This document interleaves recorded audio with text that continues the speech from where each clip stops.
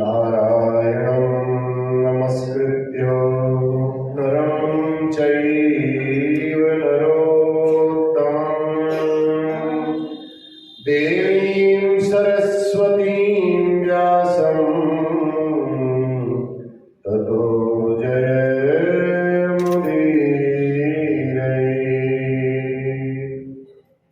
सीतानाथसमारम्भां श्रीरामानन्दार्यमध्यमाम् अस्मदाचार्यपर्यन्तां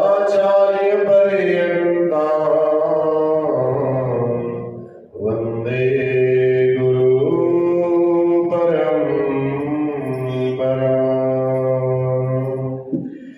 जय जय श्री राधा रमण, जय जय नवल किशोर, जय गोपी चित चोर प्रभु, जय जय माखन चोर, जय जय माखन चोर। बोल मांगे बिहारी लाल की जय, श्री भागवत भगवान की जय। जरी की पगड़ी बांधे सुंदर आंखों वाला, जरी की पगड़ी बांधे सुंदर आंखों वाला, कितना सुंदर लागे बिहारी, कितना लागे प्यारा, कितना सुंदर लागे बिहारी, कितना लागे प्यारा। जरी की पगड़ी बांधे सुंदर आंखों वाला, कितना सुंदर लागे बिहारी, कितना लागे प्यारा, कितना सुंदर लागे बिहारी, कितना लागे प्यारा। कानों में कुंडल साजे, सिर पर मुकुट विराजे, कानों में कुंडल साजे, सिर पर मुकुट विराजे। सखियां पगड़ी होती जब जब होठ पे बंसी बाजे, सखियां पगड़ी होती जब जब होठ पे बंसी बाजे। है चंदाए सांवरा, काले हैं बाल बाला, है चंदाए सांवरा, काले हैं बाल बाला। कितना सुंदर लागे बिहारी, कितना लागे प्यारा, कितना सुंदर लागे बिहारी, कितना लागे प्यारा।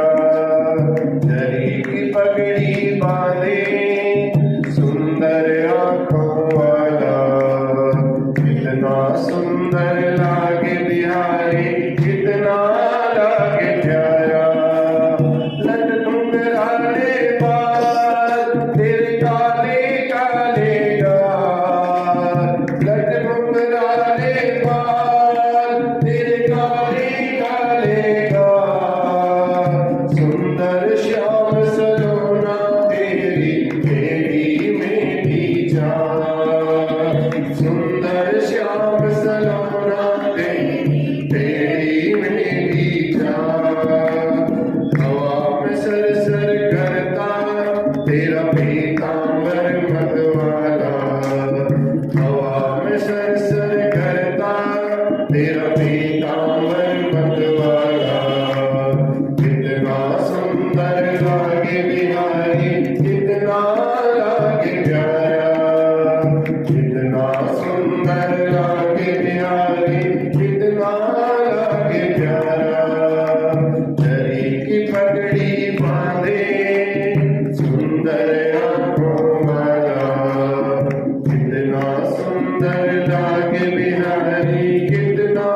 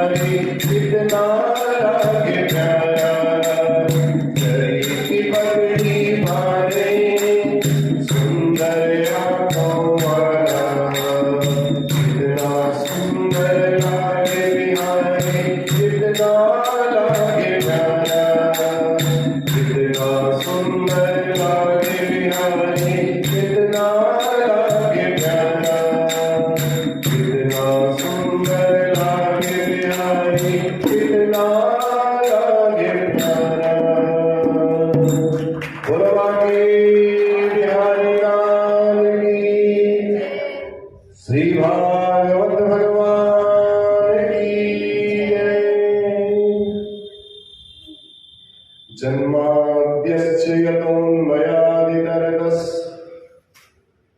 चार्थेष्वभिज्ञः स्वराट् तेने ब्रह्महृदाय आदिकवये मुह्यन्ति यत्सूरयः तेजो वारिमृदां यथा विनिमयो यत्र त्रिसर्गो मृषा धाम्ना स्वेन सदा निरस्तकुहकम् सत्यं परं धीमहि सत्यं परं धीमहि।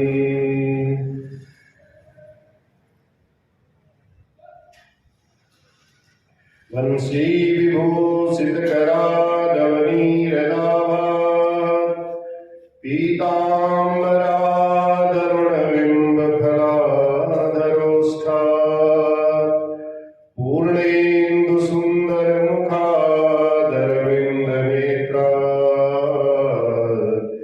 कृष्णात् परं किमपि तत्त्वमहं न जाने।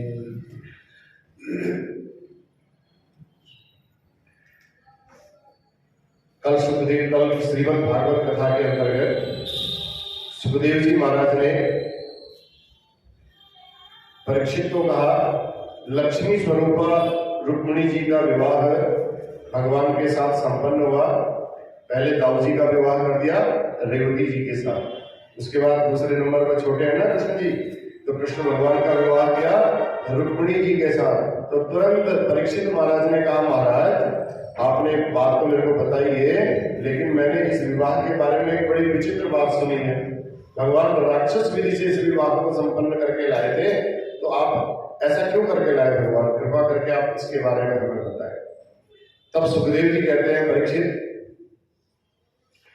राजासी भीष्मको नाम विदर्भाधिपतिर्महान् तस्य पंचाभवन पुत्राः कन्यैका च वरानना।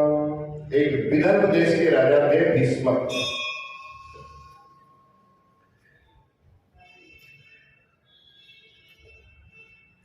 भीष्मक की एक बेटी थी जिसका नाम था रुक्मिणी, और भीष्मक जी के 5 बेटे थे। सबसे बड़ा बेटा था रुक्मी, दूसरा रुक्मक, रुक्मबाहु, रुक्मकेशी और रुक्ममाली। 5 भाइयों की रुक्मिणी इकलौती बहन थी, भीष्मक राजा की बेटी। अब वो बेटी भीष्मक राजा बड़े भक्ति भाव वाले, भगवान की हमेशा पूजा अर्चना करने वाले, भक्ति भाव में लगे रहने वाले। तो नारद आदि महात्मा भी कभी कभी उनके यहाँ आते थे, तो भगवान के गुणगणों का चिंतन वहां होते रहता था। भगवान के बारे में बताते थे कि भगवान ऐसे ऐसे सुंदर हैं, जैसा अभी आपने भजन सुना, जरी की पगड़ी बांधे। अब सुनते सुनते सुनते रुक्मिणी भगवान के जब उस दृश्य को याद करने लगी, तो भगवान उनके दिल में, हृदय में बस गए। तो भक्ति भाव का ये प्रभाव हुआ। आज तक रुक्मिणी ने भगवान को देखा नहीं कभी, लेकिन चर्चा करते करते, कथा करते करते रुक्मिणी ने भगवान के बारे में सुना, और भगवान के बारे में सुन करके उसने मनी मन में विचार किया, प्रभु यदि विवाह होगा तो मेरा आपसे ही होगा और किसी अन्य से विवाह नहीं होगा।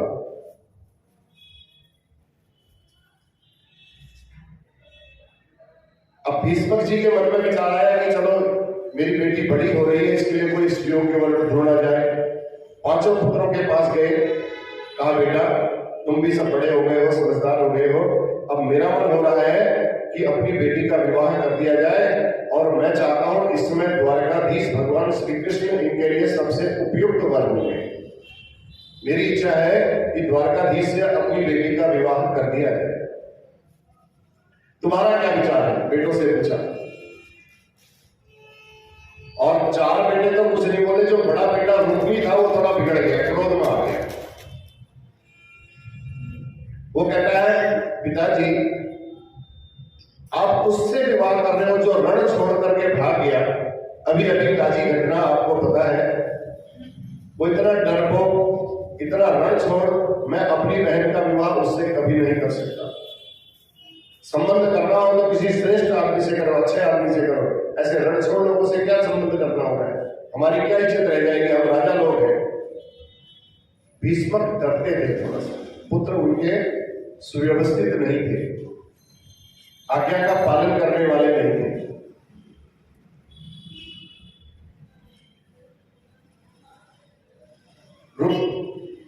जो बड़ा बेटा था रुक्मी, उसने बोला मैं अपनी बहन का विवाह उनके साथ नहीं होने दूंगा, कदापि नहीं होने दूंगा। तो भीष्मक ने बोला, पिताजी ने बोला ठीक है बेटा, राम राम, ज्यादा मत बोल, इतने ज्यादा व्याख्या करने की आवश्यकता नहीं, जो तेरी इच्छा है तू वो कर ले, जो तेरा निर्णय है मैं उस निर्णय को मान लूंगा। तू संबंध ढूंढ, विवाह के लिए वर ढूंढ, और मैं उस बारे में कोई भी चर्चा नहीं करूंगा, जो तू ढूंढ के लाएगा उसको मैं स्वीकार करूंगा। रुक्मी ने बोला ठीक है पिताजी, आप आराम करो, अब बेटा दूसरे दिन से लग गया अपनी बहन के लिए विवाह ढूंढने के लिए। अब संबंध करना चाहता था, अब अच्छा और ढूंढने के लिए जैसे ही निकला, पिताजी के पास आया, पिताजी से कहने लगा, पिताजी मैंने अपनी बहन के लिए वर ढूंढ लिया है, बहुत अच्छा वर है जिसका नाम है शिशुपाल। भीष्मक कुछ नहीं बोले। भीष्मक ने कहा बेटा जो तेरी इच्छा है वो कर, मैं तो तेरे आगे कुछ बोल ही नहीं सकता। परसों बारात आ रही है, बिल्कुल ज्यादा देर नहीं होगी, कोई मंगनी नहीं, कोई सगाई नहीं, कोई कुछ नहीं, परसों ही बारात आएगी हमारे घर पर। चौंक गए पिताजी की, भीष्मक भी चौंक गए। पूछा बेटा ऐसे निर्णय तूने कैसे ले लिया, इतनी जल्दी बारात कैसे आ जाएगी? तो बताया वो सिंधु नरेश दमघोष का पुत्र है शिशुपाल, मैंने उससे बात पक्की कर ली है और मेरी बात को कोई टाल नहीं सकता है, इसलिए मैंने उन्हें समझा दिया है, परसों वो बारात लेकर के हमारे घर आएंगे। भीष्मक जी ने बोला बेटा ठीक है, जैसे तेरी इच्छा। अब पहले जब विवाह होता था तो बेटियों को थोड़ी बुलाया जाता था, तेरी शादी इससे कर रहे हैं। बीच में जब झरोखा होता था, खिड़की होती तो साइड से काम लगा के उन्हें सुनती थी क्या बातचीत कर रहे हैं। आजकल तो सामने में बैठा लेते हैं, विवाह के लिए पहले वर वधू से बात करा लेते, बेटा देख लो समझ लो। पहले ऐसा होता नहीं था, बेटियां झरोखे से सुनती थी। रुक्मिणी ने भी सुना मेरा विवाह शिशुपाल से हो रहा है, और वो अपना मन अपना हृदय भगवान के चरणों में लगा बैठी थी। उसने पहले ही मन में पक्का कर लिया था कि मैं विवाह करूंगी तो भगवान से ही करूंगी, शिशुपाल से विवाह करने का तो सोचा ही नहीं उसने। अब क्या करे बेचारी, जब उसने सुन लिया, परसों ही पिताजी बारात आ रही है बोला, उसके भाई ने रुक्मी ने तो अपनी भाभी के पास गई, बड़ी भाभी के पास। भाभी थोड़ा स्त्री हृदय की होती है तो दयालु थी भाभी से कहा भाभी ये तो बड़ा महा अनर्थ हो गया, परसों ही मेरे घर में बारात आ रही है और मैं अपना मन भगवान के चरणों में लगा बैठी हूं, मैं उनके अलावा किसी और से विवाह करने वाली नहीं हूं। भाभी ने कहा भैया ऐसे रोने से काम चलने वाला नहीं है, तू ऐसे रोएगी तो रोने से काम नहीं होगा, देख ज्यादा समय नहीं है, अगर समय तूने ऐसे रोने धोने में गंवाया तो सारा काम बिगड़ जाएगा। तू ऐसा कर, फटाफट पंडित जी को बुला, और जो तेरे मन की बात है तू पत्र में लिख, और पंडित जी को तू संदेश वाहक बना करके तुरंत द्वारका में भगवान के यहाँ भेज दे। भाभी जी ने बताया, ये रास्ता बताया, समझ में आ गया रुक्मिणी जी के मन में जो जो बात थी। धीरे धीरे रुक्मिणी जी ने उस पत्र पर लिखना शुरू किया और ब्राह्मण को बुलाया, प्रणाम किया, कहा महाराज मेरे ऊपर बहुत बड़ी एक विपदा आने वाली है, उस विपदा को आप ही टाल सकते हो, आपका ही आशीर्वाद मेरे मन की मनोकामना को पूर्ण कर सकता है। महाराज आप ब्राह्मण हो, मेरा यह संदेश आप द्वारका में जाकर के द्वारकाधीश के पास पहुंचा दो। ये पत्र नहीं है, मेरे प्राण है, आप ये मान के चलना, इसलिए आप शीघ्र अतिशीघ्र जाना, ऐसा नहीं आपको जाने में 1 हफ्ता लग जाए और फिर वापस लौटने में 1 हफ्ता लग जाए, ज्यादा समय नहीं है, 3 दिन का समय है। अब ब्राह्मण भागे पत्र लेकर के तुरंत भगवान के उस दुर्ग किले के अंदर प्रविष्ट हो गए।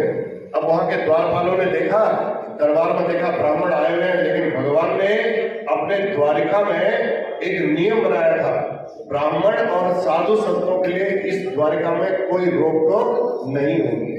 अब ब्राह्मण जब पत्र लेकर के भागे तो जितने द्वारपाल थे सबने अपने दरवाजे खोलते गए, खोलते आए, आपका आने का कोई विशेष कार्य तो होगा। सर्वमनो ब्रूहि गुह्यम चेत किम कार्यम करवामते, आप कौन से गोपनीय कार्य पे आए हैं महाराज बताइए, ब्राह्मण से पूछा द्वारकाधीश ने। पंडित जी ने कहा तुरंत समय ज्यादा नहीं गवाना है, बहुत देर हो गई, खाना पीना खिला दिया, इतनी देर भी हो गई, ज्यादा समय तो है नहीं, तो तुरंत बिना समय गवाए रुक्मिणी जी का पत्र निकाला अपनी झोली से और भगवान के हाथ में थमा दिया। भगवान से कहा महाराज मैं बता नहीं सकता हूं, आप इसको तुरंत पढ़ लीजिए, समय बहुत कम है। ब्राह्मण ने भी बोल दिया समय बहुत कम है, पत्र पढ़ करके आप सब समझ जाएंगे। भगवान बोले पंडित जी हम नहीं पढ़ते हैं, ये पत्र पीली चिट्ठी तो आपको ही पढ़नी पड़ेगी, आप पढ़ के सुनाइए इसको, हम नहीं पढ़ते इसको।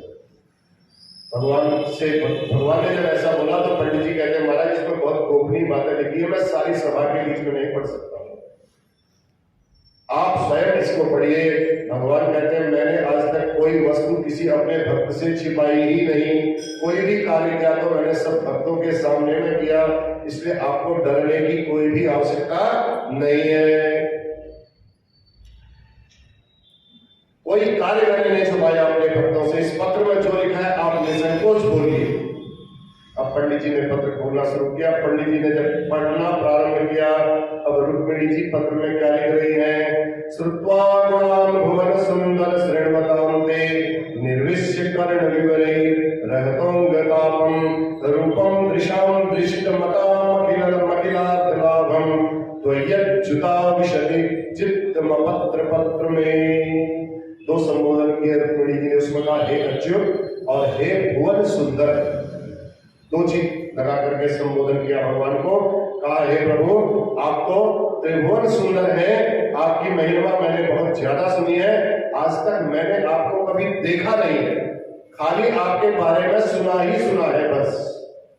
आपकी प्रशंसा सुनते सुनते मेरे हृदय पटल पर आपका चित्र अंकित हो गया है, आपकी छवि मेरे हृदय पर अंकित हो गई है, इसलिए मैंने एक काल्पनिक चित्र बना लिया है। जैसे जैसे लोग बताते हैं आपके बारे में बताते हैं, मैं वैसा ब्लूप्रिंट निकालते गई और उसको मैंने अपने हृदय में छिपा लिया है, रख लिया है। अब मैं आपकी ऐसी प्रशंसा सुनकर के मेरे कान आपके गुण गणों को सुनने के लिए तरस रहे हैं, मेरी आंखें आपको देखने के लिए तरस रही हैं। हे प्रभु आप सोच रहे होंगे भेंट कभी हुई नहीं, आमना सामना हुआ नहीं, पत्र इतनी जल्दी कैसे डाल दिया, ये भी लिख दिया रुक्मिणी जी ने, आपके मन में ये विचार भी आएगा। तब रुक्मिणी जी लिखती है मैंने आपका चित्र अपने हृदय में बना लिया है और आपको अपना जीवन धन मान लिया है, सर्वस्व मान लिया है, परंतु दुर्भाग्य है महाराज मेरा कि मेरी परसों ही शादी होने जा रही, किसी और से बारात शादी होने जा रही है, बारात मेरे घर में परसों ही आने वाली है, ये मेरा दुर्भाग्य है। ऐसा न हो कहीं जो शेर का भाग है उसको कोई गीदड़ भगा करके छीन करके ले जाए, आप इस बात का ध्यान रखना, मैं आपको सावधान कर रही हूँ। वीरता का शुल्क देकर के आप मुझे तुरंत यहाँ से ले जाइए। आप फिर भगवान से कहते हैं, अब आप कहोगे कि वीरता का शुल्क क्या लगेगा, वीरता तो हमने कुछ ऐसी दिखानी नहीं है, पर तुम्हारा हरण करेंगे। अब भगवान से प्रश्न करती है, अगर मैं वीरता शब्द कह रही हूँ तो भगवान वीरता क्या दिखाएंगे, अब उसके भाई से लड़ाई करनी पड़ेगी और उसके पिताजी से लड़ाई करनी पड़ेगी। तो भगवान से कहते नहीं, लड़ाई भी नहीं करनी है आपने, कोई वीरता का मतलब ये नहीं है कि मेरे भाइयों से या मेरे पिताजी लोगों से, मेरे परिवार वालों से आपने लड़ाई करनी है। महाराज एक निवेदन है और उस निवेदन को आप स्वीकार कर लो।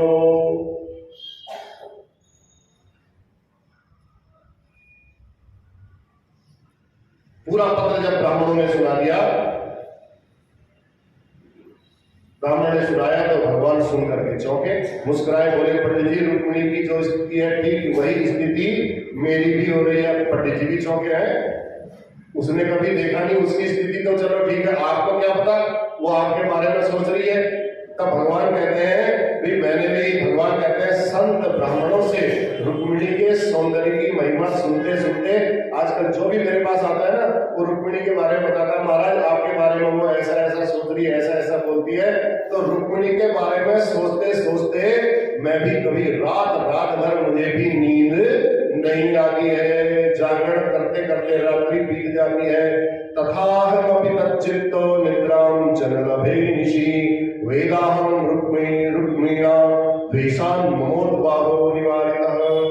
मैं जानता हूं रुक्मिणी मुझे बहुत पसंद करती है, पर उसका भाई है जो रुक्मी, वो बहुत विघ्न डाल रहा है, तो उसी की वजह से ये सब कुछ गड़बड़ हो गया है। पर कोई बात नहीं, अब मुझे रुक्मिणी का संदेश मिल गया है, पत्र मिल गया है, मैं उसकी मनस्थिति को अब मैंने स्पष्ट रूप से समझ लिया है।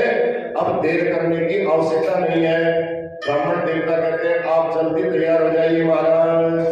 जैसे ही भगवान तुरंत खड़े हुए, भगवान ने उस समय जो घोड़ों में, जो अपने रथ में जो घोड़े थे, वो ऐसे घोड़े नहीं मालूम थे साधारण वाले, बड़े तेज, सैव्य, सुग्रीव, मेघपुष्प, बलाहक, ये 4 घोड़े बांधे।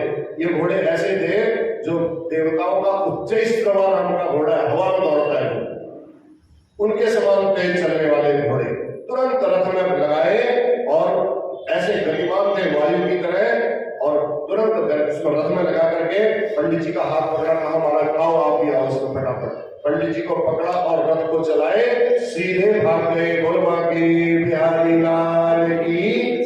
अब रात को जब घर से निकले तो थोड़ी दूर जब निकले तो दाऊ जी कहेगा भैया ये क्या हो रहा है। कृष्ण भगवान तो यहाँ से निकल के आ गए, कहाँ गए किसी को बता के भी नहीं गए इन्होंने। अब वहां जितने नगर वाले थे, द्वारिका के लोग थे, द्वारिका के लोगों से पूछा, कहा भैया कृष्ण कन्हैया कहाँ चले गया, कहाँ गया, किसको बता के गया। अब आपस में विचार कर रहे हैं। जितने द्वारपाल थे सब द्वारपालों ने बताया, कहा महाराज हमें नहीं पता ये कहाँ गए, किसी से इन्होंने कोई बात नहीं की। फटाफट इन्होंने रथ तैयार किया और एक ब्राह्मण देवता आए थे, वो ब्राह्मण देवता का हाथ पकड़ करके रथ में बैठा करके कहा भाग गए। कहा वो ब्राह्मण देवता जो आए थे तो कब आए थे, वो कैसे आए थे, तब वो बताते हैं ब्राह्मण देवता आए थे, हाथ में एक पत्र लेकर के आए थे और कुंडनपुर से आया हूं ये बताया उन्होंने। दाऊ जी ने जब सुना कुंडनपुर से आए थे, कहा हाँ महाराज बिल्कुल कुंडनपुर से आए थे। दाऊ जी समझ गए कि ये कहीं न कहीं रात को गया है, कोई विशेष बात है। तो दाऊ जी ने अपनी अक्षौहिणी सेना सारी तैयार की, कहा कहीं कृष्ण कन्हैया पर कोई परेशानी ना आ जाए, कोई विघ्न ना आ जाए, इसलिए पीछे पीछे रात्रि में दाऊ जी भी चल पड़े। बोलो बाके बिहारी लाल की। अब जब कार्यक्रम का कुछ पता ही नहीं था दाऊ जी को, दाऊ जी सीधे सीधे कुंडनपुर शब्द सुना था तो दाऊ जी सीधे कुंडनपुर पहुंच गए। और कुंडनपुर जैसे भगवान सीधे कुंडनपुर में पहुंचे और देखा आज रुक्मिणी का स्वयंवर है। अब जैसे ही भगवान वहां पहुंचे, उसके पिताजी जो राजा थे,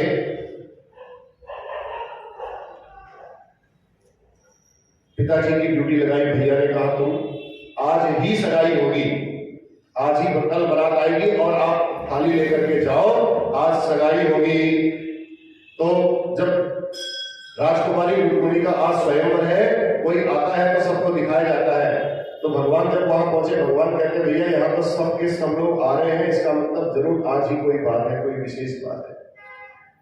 शिशुपाल बारात लेकर आ रहा था और शिशुपाल की बारात में जरासंध जैसे बड़े बड़े दिग्गज राजा महाराजा आएंगे। भगवान समझ गए तो कृष्ण कन्हैया अकेले अकेले चल दिए, ब्राह्मण देवता को आगे छोड़ दिया। ब्राह्मण देवता को कहा तुम जाओ, पता चले भगवान मेरे साथ तुमको देख लेंगे तो ये तो शिशुपाल को तुम्हें वैसे ही मार देगा।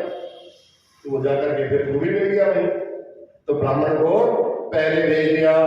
अब पूरी नारायणी सेना लेकर के दाऊ जी भी तैयार हो गए, अपना हल और मुसल लेकर के रात्रि में चल पड़े हैं। सवेरा होते होते प्रभु का रथ कुंडनपुर की सीमा पर पहुंचा। भगवान ने जैसे पंडित जी को उतारा तो रुक्मिणी कहा जाओ तुम जाकर के रुक्मिणी को चुपचाप ये संदेशा ले लो कि हम आ गए। वो बेचारी भी तड़प रही होगी, अभी तक प्रभु आए नहीं, हमारा सवेरा हो गया है।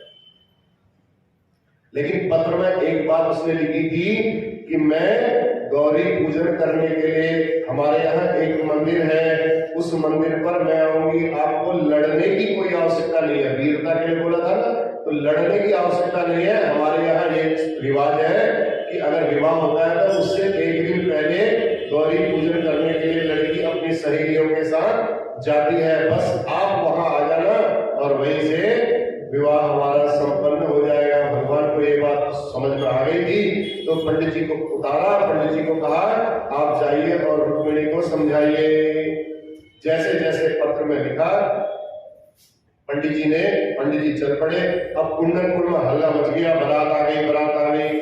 अब बारात आ गई, आई तो बारात कुछ नहीं थी, भगवान आए थे और भगवान के साथ इधर ताऊ भैया पीछे पीछे आ रहे थे अपनी सेना लेकर के। तो बारात आ गई, बारात आ गई। अब जनवासे में रुक्मिणी के पिताजी थे, उन्होंने सुन लिया कि बारात आई है, देखो कहाँ आई है बारात। जैसे ही बारात देखने के लिए गए, बिहारी जी के उन्होंने दर्शन किए, ठाकुर जी के दर्शन किए। वो तो बड़े भक्त थे, उनकी तो इच्छा थी कि इन्हीं के साथ मेरी बेटी का विवाह हो। तो भीष्म जी सगाई का सामान लेकर के, उसके बेटे ने रुक्मिणी ने बोला था तुम जाओ पहले सगाई का सामान लेकर के, थाली लेकर के जाओ। अब यहाँ रुक्मिणी जैसे ही मंदिर में प्रवेश करती है तो उसका एक एक क्षण आज एक एक वर्ष के समान बीत रहा है। इतनी दुखी हो गई कि प्रभु का कोई पता नहीं चल रहा है। और प्रभु आए तो मेरा संदेश वहां तक पहुंचा, पंडित जी वहां पहुंचे कि नहीं पहुंचे। तो इधर बारात भी आ गई, आवाज आ रही है, लोग आ रहे हैं जा रहे हैं। द्वारकाधीश का कुछ पता नहीं चला। इतने में पंडित जी के सामने से दूर से पंडित जी दिखाई दिए। अब पंडित जी जो दिखाई दिए तो बड़े हंसते हुए पंडित जी आ रहे हैं। जब कोई कार्य सफल हो जाए तो चलने वाले की चाल ही बता देगी कि इसका कार्य सफल हो गया है। अगर कार्य सफल नहीं होगा तो मुंह लटका करके आएंगे, तो दूर वाला पहले से समझ जाएगा कि कार्य नहीं हुआ। रुक्मिणी जी ने जैसे ही पंडित जी को देखा, पंडित जी को देखते ही समझ गई कि मेरा कार्य सफल हो गया है। तो रुक्मिणी बेचारी हाथ जोड़ करके अब वहां भोले बाबा से प्रार्थना कर रही है, प्रभु मैंने आपके इतने 16 सोमवार के व्रत भी किए, इतनी पूजा भी की, प्रदोष के व्रत भी किए, मुझे वर चाहिए तो ठाकुर जी ही चाहिए, उसके अलावा मुझे और कोई वर की आवश्यकता नहीं है। गौरी मैया से भी कहती, पार्वती मैया से भी प्रार्थना करती है, दुर्भगाया न मेघाता न अनुकूलो महेश्वर देवी वा विमुखा गौरी रुद्राणी गिरिजा सती। हे मातेश्वरी, हे गिरिजा देवी, हे भवानी, मैंने बहुत सेवा की है आपकी। पार्वती मैया को कहती है आज मुझे सारे जितना मैंने व्रत किए थे उनका फल चाहिए। भगवती रुक्मिणी देवी आज देवता को याद कर रही थी। अचानक बायां अंग फड़कने लगा। स्त्रियों का बायां अंग फड़कना शुभ होता है, पुरुषों का दायां अंग फड़कना शुभ होता है। जैसे ही बायां अंग फड़कने लगा शुभ शकुन होने लगा। पाम ऊरुर भुजो नेत्रम अस्फुरम प्रिय भाषिणम। रुक्मिणी जी को शुभ संकेत जैसे मिलने लगे तो पंडित जी भी बहुत नजदीक आ गए। जैसे ही पंडित जी दिखाई पड़े, अब पंडित जी ने अपने हाथ में सोटी लेकर के गए होंगे, तो डंडा घुमाते घुमाते बड़े प्रसन्न मुद्रा में आ रहे थे दौड़े दौड़े। तो पंडित जी को देख करके बड़ी प्रमुदित हो गई रुक्मिणी जी, प्रसन्न हो गई, काम बन गया। पंडित जी बड़े प्रसन्न नजर आ रहे हैं। जैसे ही पंडित जी पहुंचे, प्रणाम किया, रुक्मिणी ने प्रणाम करके पंडित जी ने कहा बेटा तू बिल्कुल चिंता मत कर, जो भी समाचार है बहुत शुभ समाचार है, तो बिल्कुल मत घबराना। तुमने जिसे समाचार भेजा था मैं उन्हीं को अपने साथ लेकर के आया हूं। वे मंदिर में तुम्हारी प्रतीक्षा कर रहे हैं, तुमको डरने की अब कोई भी आवश्यकता नहीं है। ऐसा जब पंडित जी के मुंह से सुन लिया तो रुक्मिणी के पास प्रसन्नता का पारावार नहीं रहा। इतनी प्रसन्न हो गई, इतनी प्रसन्न हो गई, गदगद वाणी से प्रभु की स्तुति करने लगी, प्रभु के चरणों में प्रणाम करने लगी। प्रणाम किया, ब्राह्मण को प्रणाम किया, कहा महाराज मैं आज से वादा करती हूँ तुम्हारे इस ऋण की मैं हमेशा जिंदगी भर ऋणी रहूंगी। बार बार प्रणाम करके नमस्कार करके ब्राह्मण को विदा किया और तुरंत अपना दिव्य श्रृंगार किया। भगवती रुक्मिणी भी अब गौरी पूजन के लिए मंदिर की ओर जाने लगी। कुंडनपुर से दिव्य श्रृंगार करके जब चल पड़ी, इधर भीष्म जी की सगाई, भीष्म जी भी सगाई का सारा सामान लेकर के जनवासी की ओर जा रहे थे। रास्ते में किसी ने खबर दे दी कि भैया नगर के बाहर द्वारकाधीश खड़े हैं। द्वारकाधीश खड़े हैं। जब भीष्म जी ने सुना, राजा ने सुना, तो उनको बड़ा आनंद आ गया। उन्होंने कहा प्रभु बिना बुलाए आज आ गए दर्शन देने, चलो दर्शन देने चलना चाहिए। दर्शन लेकर प्रभु प्रभु के दर्शन करने चलना चाहिए। तो पहले उन्होंने जाकर के प्रभु का स्वागत किया और उनसे मिलके जब प्रमोदित हो गए, बड़े प्रसन्न हुए, कहा आओ आओ सरकार, आज आप इस पावन घड़ी पर हमारे यहाँ पधारे हैं, आपका बहुत स्वागत है। भीष्मक जी भगवान का स्वागत करने लगे तो सगाई का सामान सारे सेवकों को दे दिया। उन्होंने प्रणाम किया तो खाली सेवक जो साथ में थे उन सेवकों को दिया। अब सेवकों ने देखा तो इतना सुंदर लग रहा है, कहीं यही दूल्हा तो नहीं है।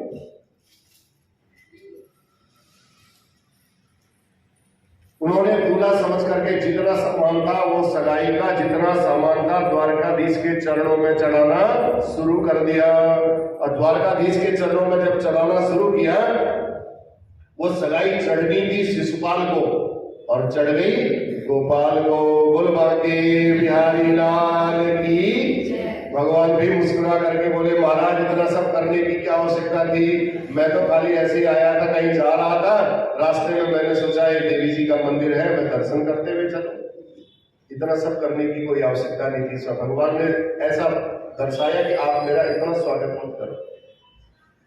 अब जब सगाई चढ़ गई अपने गोपाल को तो गोपाल अंदर ही अंदर और प्रमोदित हो गए कि एक शुभ लक्षण, मेरा पहला कदम मेरा सफल हो गया।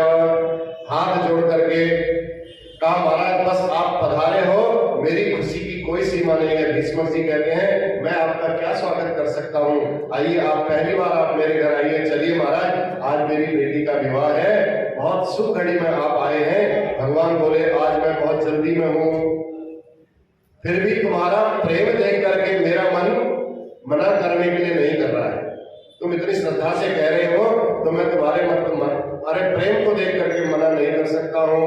भगवान बोले चलो चलते हैं। हाथ पकड़ करके अपने रथ में बैठा करके भीष्मक जी गदगद होकर के द्वारकाधीश को अपने नगर की ओर ले गए। भीष्मक जी जब ले गए, नगर में पहले से ही हल्ला मच गया था, बारात आ गई है, बारात आ गई है। अब भीष्मक महाराज रथ में जब नगर वासियों ने द्वारकाधीश के जब दर्शन किए उस बारात में, तो सारे जितने नगरवासी थे वो कुंडलपुर के नगरवासी सब गदगद हो गए। भगवान को देख करके इतने प्रसन्न हो गए, भैया सबके मुंह से एक ही बात निकली, रुक्मिणी के भाग्य खुल गए हैं। कितना सुंदर दूल्हा है ये, तो आज तक इतना सुंदर दूल्हा कबहू ना आयो। इतना सुंदर दूल्हा तो कभी आया ही नहीं आज तक, जो देखे वही गदगद हो जाए। अब भीष्मक जी सुन करके परेशान, भैया मैंने तो ऐसी कोई शादी की बात ही नहीं की, यहाँ तो ऐसी चर्चा हो गई सारी, सब गड़बड़। भीष्मक जी सुन करके परेशान हो गए, उनको अपने बेटे का भी डर था। कहीं रुक्मिणी को पता चल गया तो मेरे को भी परेशान न करते, डांट मुझे मार न दे। गड़बड़ हो गया, सोच रहे थे अब वो किस किस का मुंह बंद कर दे। पूरे नगर में हल्ला फैल गया, भगवान की उस छटा को देख करके सब मोहित हो गए। जितने नगरवासी थे कुंडलपुर के सब मोहित हो गए। अब किस किस का, एक सेवक को बुलाया, उसने कहा इधर आ, जल्दी से बुलाया। भीष्मक जी ने कहा सबको बोलो ये जो तुम बोल रहे हो ना ये सब सही नहीं है, कोई ऐसी सगाई वगाई कुछ नहीं हुई है भगवान के साथ। समझाया, सब पागल हो रहे थे। ये तो मेहमान द्वारकाधीश जो आए हैं ये कृष्ण नहीं है, दूल्हा सरकार नहीं है। ये दूल्हा सरकार अभी तो जनवासे में सो रहे होंगे, बारात तो कल आनी है। समाचार मिला तो सारी जितनी देवियां थी सब उदास हो गई, बोली हे भगवान हम तो सोच रहे थे कुंडलपुर के आज भाग्य खुल गए, इतना सुंदर दूल्हा मिल गया, पर भगवान न जाने रुक्मिणी के भाग्य में कौन सा दूल्हा है। हमारे मुंह से तो यही निकला, यही दूल्हा हमें तो यही लगा। देवियां स्त्रियां कहती हैं इससे ज्यादा सुंदर दूल्हा कोई हो भी नहीं सकता है। एक बुढ़िया बोली भगवान आज तक मैंने जीवन में इतने पुण्य किए हैं, उसका एक ही फल मैं मांगूंगी कि हमारी राजकुमारी रुक्मिणी को यही वर मिलना चाहिए। वो बुढ़िया भी कहने लगी, भगवान से प्रार्थना करने लगी, अस्यैव भार्यां भवितु रुक्मिणी अर्हतिना परा। नगर में जितने भी नर नारी हैं सब अपने अपने सुकृत बुलाने लगे, राजकुमारी को यही वर मिलना चाहिए। जो देखा, जिसने देखा भगवान को वही निहाल हो गया। अब भगवान को लगा कि रुक्मिणी उधर मंदिर में पहुंच रही होगी और भीष्मक जी यहाँ हमको ले आए हैं इधर स्वागत करने के लिए। भीष्मक जी को पहले ही बोला था मैं यहाँ रुकने के लिए नहीं आया था, मैं तो जा रहा था कहीं जल्दीबाजी में, चलो अब मैं कहा भीष्म जी को, महाराज अब मैं चलूंगा, विलंब हो रहा है, बस नगर घूमते घूमते आपने बस हमारी हाजिरी लग गई, यही बहुत है, हम जल्दी में हम आज्ञा चाहेंगे। अरे महाराज, भीष्म जी कहते हैं आप शादी में आते तो कितना अच्छा लगता महाराज, अब आपको जल्दी है तो मैं आपको मना नहीं कर सकता हूं, अगर शादी में सम्मिलित होकर के जाते तो बड़ी खुशी होती। भगवान बोले देखिए महाराज, आपने कोई कार्ड तो दिया नहीं हमको, चिट्ठी तो भेजी नहीं, निमंत्रण दिया नहीं, अब रास्ते में मिल गया, आपको रास्ते में मिला और आपने निमंत्रण कह दिया, ऐसा निमंत्रण मान्य नहीं होता है। हमारी इतनी हाजिरी स्वीकार कर लो, बस यही है, क्योंकि मैं विलंब से घर पहुंचा तो मेरे गांव भैया बहुत नाराज हो जाएंगे, मैं उनको बता के नहीं आया हूं। भीष्म जी को बोला भगवान ने, भीष्म जी ने मन ही मन में सोचा ज्यादा रोकना भी ठीक नहीं है, क्योंकि मेरा बेटा है बड़ा नालायक है, अगर मैंने इनको ज्यादा रोक दिया न जाने कैसा उठपटांग कोई व्यवहार कर दे, सारी बात बिगड़ जाएगी, इसलिए अच्छा है भगवान भी खुशी खुशी कह रहे हैं मैं जा रहा हूँ, राजी राजी हम इनको विदा कर लेना चाहिए। रोकने का दुराग्रह नहीं किया भीष्म जी ने। भीष्म जी ने कहा महाराज बस ऐसी अपनी कृपा दृष्टि बनाए रखना, जैसी आज आपने अचानक हमारे ऊपर कृपा की, बस इसी से मैं कृतार्थ हो गया हूँ, ऐसी कृपा बनी रहे। भगवान हंस करके बोले मन ही मन में चिंता ना करो, भगवान ने चाहा तो अब आना जाना हमेशा बनता रहेगा, हम आपके यहाँ हमेशा आते जाते रहेंगे। ऐसा कह करके भगवान अपने रथ पर बैठ करके चल दिए। उधर भगवती रुक्मिणी ने जब सखियों के साथ अपने मंदिर में पहुंची और जब उसको समाचार मिल गया कि ये समाचार शिशुपाल तक बात पहुंच गई कि नगर के सब नर नारी ऐसा बोल रहे हैं, गुप्तचरों ने बता दिया महाराज आप तो यहाँ दूल्हा बनकर के बड़े सज धज करके बैठे हो और हम अभी नगर भ्रमण करके आए हैं, नगर घूम करके आए हैं, हमने देखा वहां द्वारकाधीश को ही लोग सब दूल्हा मान करके बैठे हुए हैं। जरासंध भी बारात में आया था, जरासंध को तो 17 बार तो प्रभु ने मार खा के वापस भेज दिया था, मार करके 18वीं बार प्रभु ही भागे। अब जब जरासंध आया था उस बारात में तो जरासंध का माथा खराब हुआ, शिशुपाल से कहता है भैया तुम्हारी शादी में कृष्ण कहां से आ गया? 18वीं बार जब मेरे से युद्ध हुआ था मैंने तो आग लगा दी थी उस पहाड़ पे, ये तो मर गए थे, ये कहां से आ गया, इनका भूत कहां से आ गया? ये कृष्ण आया तो आया कहां से? अगर आया है तो समझ लो दाल में कुछ काला जरूर है, ये बड़ा खतरनाक है कृष्ण कन्हैया। शिशुपाल कहता है क्या आप भी ऐसी बातें बोलते हो, तुम तो खाली छोटी सी बात को इतनी बड़ी बना रहे हो, तिल का ताड़ बना रहे हो आप, ऐसा कुछ नहीं है, आया है तो आने दीजिए, आप अचानक उनके नाम से इतने क्यों घबरा गए? शिशुपाल कहता भैया आपको घबराने की आवश्यकता नहीं है। जरासंध ने कहा तू नहीं जानता है मैं क्यों घबरा रहा हूं उसको देख करके, 17 बार थप्पड़ खा के वापस भेज दिया था, इसने मेरी इतनी बेइज्जती की थी, सब कुछ हारने के बाद भी मेरे को खाली हाथ भेज दिया, मारा नहीं मेरे को, इससे बड़ी बेइज्जती क्या हो सकती है? तू नहीं जानता है मैं क्यों घबरा रहा हूं इसका नाम सुन करके, इसलिए मैं तुझे सावधान कर रहा हूं, जरूर कोई न कोई बात है, तू इसे ग्वाला समझने की गलती मत करना। जरासंध ने बोला शिशुपाल को। शिशुपाल बोला खाली बेकार में डर रहे हो आप, कोई चिंता मत करना, हम केवल बारात में और वहां से बारात में शिशुपाल के जितने सैनिक लोग थे सब बारात में गए थे, तो सैनिकों ने कहा आपको डरने की महाराज कोई आवश्यकता नहीं है, हम अस्त्र और शस्त्र लेके भी चलते हैं, और बताइए खाली लड्डू थोड़ी खाएंगे वहां, अगर कोई टकरा गया तो उसको देख लेंगे, उसको भी निपट लेंगे। तो सब बोले महाराज क्या आ गया? शिशुपाल बोला तो जाओ उस नगर को जहां रुक्मिणी पूजा करने के लिए गई है, उस नगर को तुम पूरा घेर लो, चारों तरफ से बंदी बना लो, कोई उपद्रव नहीं होना चाहिए वहां। सैनिक जितने थे, बराती जितने थे, सब अपने अस्त्र शस्त्र लेकर के चारों तरफ से उन्होंने घेरा बनाया, और जहां रुक्मिणी मैया पूजा करने के लिए गई थी उस नगर को चारों तरफ से घेर लिया। अब रुक्मिणी अंदर पूजा करने गई है, क्योंकि उसने भगवान को पत्र में लिखा था कि आपको वहां कोई लड़ाई करने की आवश्यकता नहीं पड़ेगी। अब रुक्मिणी जैसे ही पूजा करने के लिए आई, पूजा करके जैसे ही बाहर आई उसने देखा अरे राम राम, यहाँ तो सैनिकों ने पूरा घेरा पा लिया, मैंने तो भगवान को बोला था यहाँ कुछ लड़ाई झगड़े का माहौल होगा ही नहीं। तो सारा मंदिर घेर लिया। मंदिर में बैठी बैठी देवी माँ से प्रार्थना कर रही है, नमस्ते त्वामंबिके भीक्षणं स्वसंतानयुता शिवां भूयात् पतिर्मे भगवान कृष्णस्तदनुमोदम। हे मातेश्वरी, द्वारकाधीश कृष्ण ही मुझे पति रूप में प्राप्त हो, ऐसा आप आशीर्वाद दीजिए। देवी मैया प्रसन्न हो गई और रुक्मिणी को आशीर्वाद दे दिया। देवी मैया ने क्या आशीर्वाद दिया? मनु जाहि राजेउ मिलहि सोवर सहज सुंदर सांवरो करुणा निधान सुजान शील स्नेह जानत रावरो। सहज सुंदर सांवर मन जाहि राजेउ मिलहि सोवर, वो सुंदर सांवरा अवश्य तुझे प्राप्त होगा, ऐसी गौरी मैया ने आशीर्वाद दे दिया।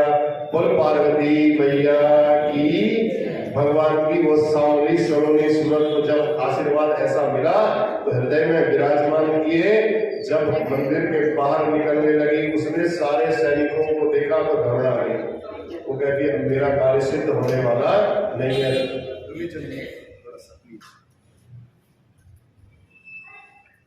मेरा कार्य सिद्ध होने वाला नहीं है। अब घबरा गई जब बाहर से सैनिक देखे। इतनी बड़ी बड़ी सेना शिशुपाल की नजर आ रही है, अब क्या होगा? मेरे द्वारकाधीश कहाँ है, कौन है, कैसे है, मैं तो पहचानती भी नहीं हूँ। इतनी भीड़ में कहाँ खड़े होंगे, अब कैसे पहचानूंगी मैं? क्योंकि मैंने आज तक तो कभी मैं उनसे मिली नहीं। मैंने तो सुन करके उनको अपना पति माना था। अब बहुत मनी मन सोचती है उनको पहचानना बड़ा मुश्किल हो जाएगा। तो फिर मन में सोचती नहीं, वो मैं जैसा सोचती हूँ लाखों में वो अलग होंगे, लाखों में एक होंगे, वो अलग दिखाई देंगे, उनकी छटा अलग होगी। रुक्मिणी जी बहुत धीरे धीरे, अब एकदम फटाफट बाहर नहीं निकल रही है। उसको लगा फटाफट बाहर निकलूंगी, पहचाने नहीं है, उठाएंगे जितने सैनिक मेरे को ले जाएंगे, वहीं शिशुपाल से मेरी शादी करा देंगे। अब धीरे धीरे कदम बढ़ा रही है, कभी इधर भी देख रही है, कभी इधर भी देख रही, कभी सामने भी देख रही है। अब कोई तो दिखे। अब देखे तो देखे कैसे बेचारी, बहुत धीरे धीरे धीरे देख के उसकी जो मंद मंद मुस्कान थी, भगवान ने अपनी माया का ऐसा विस्तारण किया, जितने सैनिक थे रुक्मिणी की उस माया में ही मोहित हो गए। अरे कितनी सुंदर लग रही है। अब वो सब भूल गए कि हम किस काम के लिए यहाँ आए। वो रुक्मिणी के सौंदर्य की प्रशंसा करने लगे। कितना सुंदर चुन्नी डाली है इसने, कितना सुंदर लहंगा डाला है इसने, कितनी जड़ी बूटियों से, कितने हीरे मोतियों से इसने जड़ लेगा है। सारे सैनिक आपस में अब ये चर्चा शुरू कर दी है। इसके हृदय का हाथ देखो कैसे चमकता है। जब सारे भगवान सावधान है तुरंत ले जाने के लिए, भगवान तो समझ गए, सैनिकों के बगल में आकर के भगवान खड़े हो गए। और सैनिकों की दृष्टि जब रुक्मिणी जी पर और रुक्मिणी जी की दृष्टि द्वारकाधीश पर पड़ी तो भगवान तो समझ लेती है, पहचानने में थोड़ा सा विलंब कर सकती है। भगवान ने हाथ हिला दिया तुरंत, वहीं से रुक्मिणी मैया समझ गई कि यही मेरे द्वारकाधीश हैं। ढूंढती ढूंढती सैनिकों की ओर देखती देखती धीरे धीरे धीरे भगवान ने हाथ हिला करके कहा घबराओ मत। अब वो सब सैनिकों के बीच से ऐसी अपनी माया फैलाती हुई भगवान के पास पहुंच गई। जब रुक्मिणी की मुस्कान को सैनिकों ने देखा तो सारे के सारे सबके होश उड़ गए रुक्मिणी मैया की उस मुस्कान को देखकर। ऐसी सब आपस में चर्चा करते हैं, ऐसी मुस्कान तो हमने जीवन में पहली बार देखी। इतनी सुंदर स्त्री, गजब, कितना गजब है, पूरा सोने से जड़ी हुई है। और भगवान का रथ जब देखा तो रथ के घोड़ों को देख करके ही सैनिक पागल हो गए। इतने सुंदर है रथ, क्या सुंदर है, इसमें तो सोने का रथ है, कोई बड़ी बात नहीं है। हमारे शिशुपाल के पास भी कितने सोने के रथ हैं। घोड़े देख इसके, ऐसे घोड़े तुमने देखे कभी? अब आपस में वो सब, कोई आधे सैनिक रुक्मिणी की चर्चा कर रहे हैं, आधे सैनिक भगवान के उस रथ की चर्चा कर रहे हैं, आधे सैनिक भगवान के वो घोड़ों की चर्चा करने लगे। और भगवान ने रुक्मिणी को हाथ हिलाया और भगवान स्वयं बैठ गए। जैसे ही रुक्मिणी को हाथ हिलाया, रुक्मिणी धीरे धीरे वहां गई। अब वो सब प्रशंसा करने में लगे हुए हैं, कोई रुक्मिणी की प्रशंसा कर रहा है, कोई भगवान की प्रशंसा कर रहा है। कोई रथ की, रुक्मिणी का हाथ पकड़ा और तुरंत रथ पर बैठाया और रथ पर बैठा करके तुरंत चाबुक चलाया। घोड़े तो सीधे हवा में दौड़ने वाले थे, हवा में बातें करते करते सब घोड़े दौड़ पड़े, वहां से उड़ गए। सैनिक बोले देखो देखो ये घोड़े भी कितने अच्छे दौड़ रहे हैं, उनकी चाल कितनी अच्छी है। हवा में बातें करते जो रथ बहुत दूर चले गया। अब भगवान की माया की देखो फ्रीक्वेंसी भी एक लिमिट तक होती ना। आप फोन में बात करते हो, मोबाइल टावर होता है, उसकी एक फ्रीक्वेंसी होती है। भगवान ने माया फैलाई थी, वो माया तब तक काम करी जब तक वो रथ दिखाई दिया दूर जाते। जब वो माया अपनी हटने लगी तब उनकी समझ में अरे हमको तो यहाँ रुक्मिणी की रक्षा के लिए भेजा था और हम तो यहाँ देख ही नहीं पाए। रुक्मिणी को ये कौन उठा करके ले गया? अरे ले गए चर्चा हो गई। पकड़ो पकड़ो पकड़ो, भागो भागो भागो भागो। जैसे ही दौड़ लगाई, चिल्लाना प्रारंभ किया, ए भगोड़े कहाँ भागता है? भगवान ने सुना भगोड़े शब्द मेरे को फिर बोल दिया। अच्छा नहीं लगा भगवान को। अगर तेरे अंदर थोड़ा भी क्षत्रियत्व है, तू पक्का ठाकुर है, क्षत्रिय है, तो हमसे युद्ध कर। बार बार सारे सैनिक पीछे से चुनौती देने लगे। भगवान ने रथ को तुरंत मोड़ दिया। युद्ध के लिए भगवान खड़े हो गए। जैसे ही भगवान युद्ध के लिए खड़े हुए, सैनिकों ने घेराबंदी कर दी। अब घेराबंदी कर ही रहे थे, जोर जोर से आवाज सुनाई पड़ रही थी। पीछे से दाऊ भैया भी अपने सैनिकों के साथ उसी स्थान पर पहुंच चुके थे। जैसे ही उनके सैनिकों ने देखा कि हमारे द्वारकाधीश तो यहाँ है, सबने पीछे से, इधर से शिशुपाल के सैनिक और इधर से दाऊ भैया के सैनिक आ गए। दाऊ भैया के सैनिकों ने देखा जैसे ही द्वारकाधीश आए, बोला बोलो द्वारकाधीश भगवान की। जब सब ऐसे जय जयकार होने लगी द्वारकाधीश की, तो भगवान ने चौंक करके पीछे देखा, अरे यहाँ मेरी जय जयकार करने वाले कौन आने का चल। भगवान को थोड़ी पता था दाऊ भैया सैनिक लेकर के आ रहे करके। पीछे देखा, वायु के वेग से आते हुए सारे सैनिक निकट आते ही सब ने भगवान को प्रणाम किया और भगवान ने दाऊ भैया को प्रणाम किया। दाऊ जी बोले अब तो आशीर्वाद भैया इकट्ठे ही देंगे, घर चलो, बहुरानी के साथ ही दिया जाएगा आशीर्वाद। अब यहाँ अकेले आशीर्वाद नहीं देते हैं। अब बहू को घर में ले चल, मैं इनके साथ ही वही तुम्हारा स्वागत करूंगा। भगवान तो रुक्मिणी जी के साथ तुरंत रवाना हो गए। अब दाऊ जी ने जितने सैनिक थे शिशुपाल के, उनको हल और मूसल से खूब सैनिकों को मारा, उनके खूब पसीने छूट गए। सब कुछ मर गए, कुछ भाग गए, कुछ घायल हो गए। तो तुरंत सैनिक भागे। जनवासे में जैसे ही पहुंचे, शिशुपाल के सामने आते रोते हुए बोले, सरकार बड़ी गड़बड़ हो गई, बड़ी गड़बड़ हो गई। आपकी जो होने वाली देवी जी की जो पत्नी थी वो तो भाग गई। कौन आया था लेने के लिए? कोई काला काला मुरली वाला आया था। सबकी आंखों में उसने ऐसा मोहनी का जादू डाला, ऐसा उस रूप का जादू डाला महाराज, हम तो सब भूल गए वहां जाकर के कि हम काहे के लिए आए थे। शिशुपाल को बड़ा क्रोध आया, उस सैनिकों को मारने के लिए दौड़ा। जरासंध ने फिर हाथ पकड़ लिया शिशुपाल का, कहा इनको मारने से तेरा कोई कार्य सुलभ होने वाला नहीं है। शिशुपाल बोला महाराज सब गड़बड़ हो गया, अब मैं करूं तो करूं क्या? मैं अब लौट करके जाने वाला नहीं, मैं यही मर जाऊंगा, आत्महत्या करके मर जाऊंगा। क्या कहेंगी मेरी भाभियां, क्या कहेंगी मेरे गांव वाले, क्या कहेंगे मेरे से? डोली लेकर के गया था, डोली में कौन आया? तू वापिस लौट करके आ गया, इतना बड़ा तू राजा होकर के तू वापिस आया। शिशुपाल जैसा समर्थवान आदमी वापिस आ गया, लौट करके वापिस आ गया। अब वो शिशुपाल बेचारा बहुत, जरासंध ने काफी समझाया उसको, कहा नहीं महाराज सब जिंदगी भर के लिए मेरी पे हार हो गई, लोग मेरे को उलाहना देते रहेंगे, सुनाते रहेंगे बार बार पूरी जिंदगी भर, मेरा उपहास उड़ाएंगी मेरी भाभियां। जरासंध ने सोचा शिशुपाल बहुत ज्यादा दुखी हो गया है, तो अब उसने कहा जरा मैं सुना अपना उदाहरण देकर के समझा देता हूँ, शायद इसकी समझ में आ जाए। कहा भैया देखो ऐसा है, जीवन में जय और पराजय तो होते रहते हैं, ऐसे माइंड नहीं करना चाहिए, मन में नहीं रखनी चाहिए बात को, ऐसा तो होते रहता है। सिंह पुरुष होकर के शेर के समान होकर के भी तुम अपने मन को इतना दुर्बल बना रहे हो। सोरई सप्त दशाहम वही संयुगानि पराजिता त्रयो विंशति भी सैनिर जी की एक वहां पर। मेरे को देखो, सूरसेन वंशज जो कृष्ण है उसने मुझे एक बार नहीं, दो बार नहीं, तीन बार नहीं, पूरे 17 बार उसने मुझे हराया और मैंने फिर भी हार नहीं मानी। और 18वीं बार जब मेरे से लड़ने आया तो मैंने ऐसा भगाया उसको, रण छोड़ करके भागा हूं और मैंने उस जंगल में ही आग लगा दी उसकी। तो हिम्मत नहीं हारी तो मैं 18वीं बार जीत गया ना, तो तुझे डरने की क्या आवश्यकता है? तू तो अभी पहली बार ही पराजित हुआ है, अरे शिषपाल ने जब सुना तो शिषपाल की तो सांस में सांस आ गई। कहता सही कहा महाराज आपने,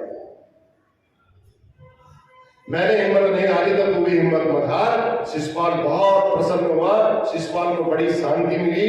कहा, शिषपाल कहता मैं तो अपने को ही समझ रहा था बड़ा बेशर्म हो गया, मेरे से तो बड़े बड़े बेशर्म पड़े हैं अभी।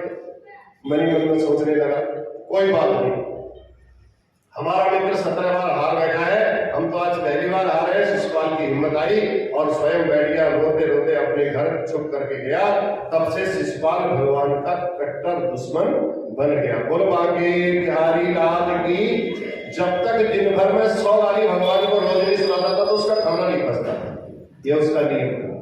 इतना दुश्मन बन गया भगवान का। रुक्मिणी जी के बड़े भाई रुक्मी जी को जब यह समाचार मिला कि भैया मेरी बहन को वही काला काला कृष्ण हर करके ले गया है, तो उसको तो बहुत क्रोध आया। पूरी सेना के साथ बीचों बीच शस्त्र उठा करके उसने प्रतिज्ञा कर ली। क्या प्रतिज्ञा कर ली? अहत्वा समरे कृष्ण मप्रत्यूह्य च रुक्मिणी कुंडिनम च प्रवेक्षामि सत्यमेतत् ब्रवीमि च। मेरी ये प्रतिज्ञा है, और प्रतिज्ञा भी ऐसी नहीं, सत्य प्रतिज्ञा है मेरी। क्या है? मैं कृष्ण को मारकर यदि अपनी बहन को वापस लौटा करके नहीं लाया तो मैं कुंडनपुर में आज के बाद कभी भी प्रवेश नहीं करूंगा। अहत्वा समरे कृष्ण अप्रत्यूह्य रुक्मिणी कुंडिनम न प्रवेक्षामि। उस कुंडनपुर में मैं फिर वापस लौट के नहीं आऊंगा अगर ऐसा नहीं हो पाया। प्रतिज्ञा की और रास्ते में चल पड़ा भगवान के पीछे रथ दौड़ाते रहे। भगवान का पास बड़े आराम से जा रहे थे क्योंकि दाऊ भैया ने सारी कमान संभाल ली थी। अब आराम से जब जा रहे थे तो भगवान का रथ पकड़ लिया उसने रास्ते में जाकर के। रुक्मिणी जी के भैया ने, रुक्मी जी ने, साले साहब आ गए, रथ पकड़ा, भगवान को गालियां देने लगे। चुनौती दी भगवान को कि तुम्हारे में हिम्मत है तो तुम युद्ध करो पहले मेरे से, युद्ध करके तुम मेरी बहन को ले जा सकते हो। हमने कहा मैंने अपनी बहन का विवाह शिषपाल के साथ तय कर दिया था। रुक्मिणी जी घबराई, भगवान ये क्या गड़बड़ हो गया? मैंने प्रभु को बोलता वीरता दिखानी है मेरे भाई को, मेरे पिता को नहीं मारना है। आज ही मेरा भाई गिर लड़ने के लिए आ गया पहली बार। अभी तो हम घर भी नहीं पहुंचे, विवाह भी नहीं हुआ अभी तो हमारा। एक तरफ भैया और एक तरफ पतिदेव। रुक्मिणी की हो गई बड़ी धर्म संकट की बात। अब मैं करूं तो करूं क्या? भयंकर युद्ध हो गया रुक्मिणी और भगवान श्री कृष्ण के बीच। रुक्मिणी क्या कर दी? रुक्मिणी ने सभी रथ जितने घोड़े थे उसके भाई के भगवान ने सब समाप्त कर दिए।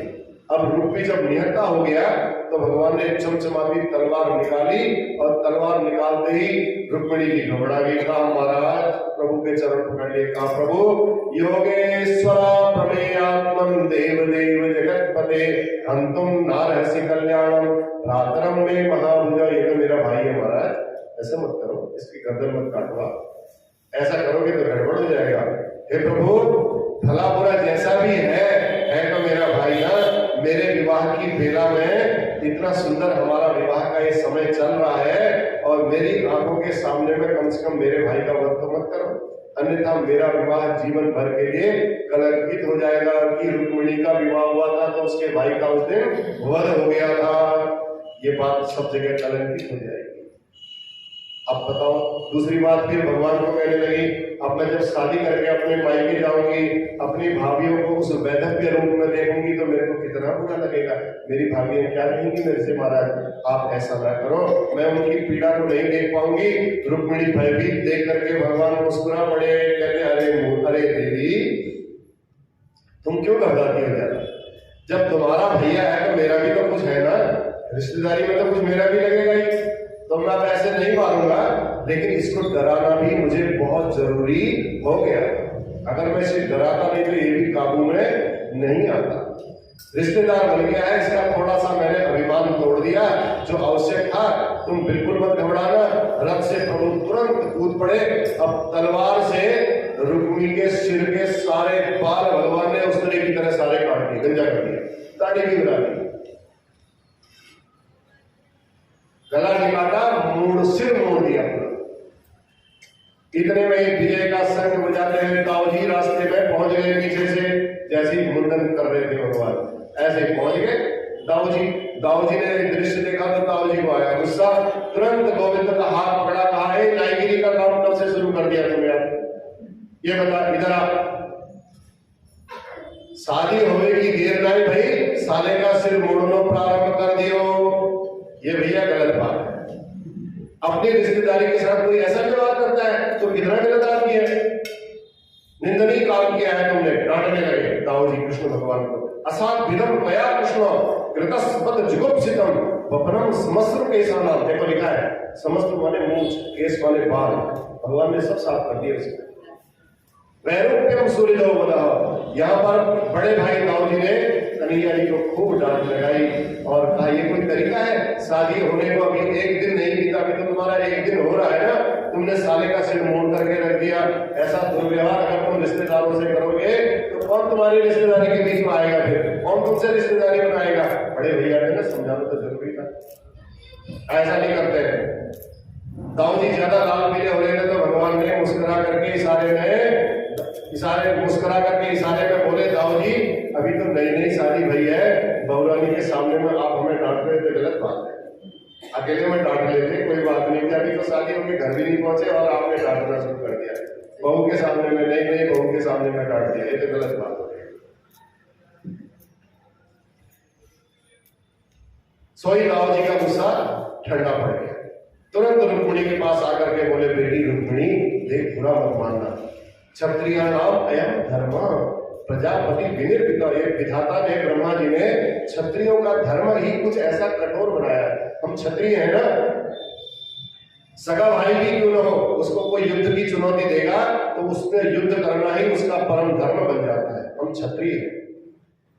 अब मेरे भाई को तुम्हारे भाई ने चुनौती दी तो दोनों लड़ बैठे, कोई बात नहीं, अब जो होना था सो हो गया, अब बातों को जाने दो। थोड़ा खटपट हो जाती है क्षत्रियों के विवाह में, यदि खटपट नहीं तो विवाह कैसा है, थोड़ा बहुत तो शादी में लड़ाई हो ही जाती है, लेकिन विवाह में, ठाकुरों के विवाह में तो थोड़ी थोड़ी तलवारें भी चल जाती है, तो ये कोई बड़ी बात नहीं होती है। रुक्मिणी जी को समझाया, रुक्मी भैया, अब रुक्मी के पास गए थे तुरंत। देखो जब लड़ाई हो तो पहले अपने पक्ष वाले को डांटना चाहिए, ये न्याय कहता है, नीति कहती है। आप अपने पक्ष वाले को पहले डांटोगे तो विपक्ष वाला सोचेगा कि ये बहुत ईमानदार आदमी है, फिर वो तुम्हारी बातों को सुनेगा। अगर तुम पहले विपक्ष वाले को डांटना शुरू कर दोगे तो तुम्हारे ऊपर और आगे हो जाएगा। तो दाऊ भैया ने ऐसा ही किया, पहले कृष्ण भगवान को डांट लगाई, फिर रुक्मिणी को समझाया, अब रुक्मी के पास गए, कहा देखो अब तुम हमारे रिश्तेदार हो गए, अब तुम्हें ऐसे इन बातों का ध्यान नहीं रखना चाहिए, तो रिश्तेदार बन गए हो भाई। देखो बड़ी बड़ी शादी में बड़े छोटे छोटे झगड़े हो जाते हैं, छोटी छोटी वार्तालाप हो जाती है, दो पक्षों में जब झगड़ा होए तो सबसे पहले देखो अपने पक्ष को ही डांटना चाहिए, इसलिए मैंने कृष्ण कन्हैया को पहले डांट दिया। अब तुम घबराओ मत, सहानुभूति। रुक्मिणी को बड़ा अच्छा लगा, वास्तव में तो बड़े ज्ञानी होता, विश्वास कर लिया, कहा तुम्हारी भी गलती है और आप भी अगर थोड़ा एक बार पूछ लेते, आप भी सीधे लड़ पड़े तो भगवान से लड़ पड़े तो उन्होंने भी चुनौती दे दी, थोड़ा गलती आपकी भी है, आप पहले प्यार से पूछ लेते। तो दाऊ जी ने वही भूमिका निभाई, आते ही फिर भगवान पर बरस पड़े, आप बहुत गलत किया तूने, तुझे ऐसा नहीं करना चाहिए था। रुक्मिणी के मन में दाऊ जी के प्रति थोड़ा सा झुकाव आ गया, तो दाऊ जी ने रुक्मिणी को भी समझाया, भगवान को भी समझाया। दाऊ रुक्मिणी के भाई को, बड़े भाई को बोला तेरी गलती है, तो इसलिए तुझे ऐसा अनर्गल प्रलाप नहीं करना चाहिए था। दोनों में सामंजस्य करवाया, प्रेम करवाया और रुक्मिणी को विदा किया।